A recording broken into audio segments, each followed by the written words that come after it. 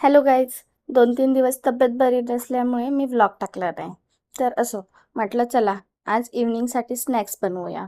तर मी आज बनवले होते मखाना रोस्ट. आता याची रेसिपी एकदमच सिंपल आहे. यासाठी मी काय केले होते, तुपामध्ये मखाना रोस्ट केला. त्यामध्ये थोडंसं लाल तिखट, मीठ आणि चाट मसाला हे सर्व सामान टाकून प्रॉपर क्रिस्पी होईपर्यंत रोस्ट केले.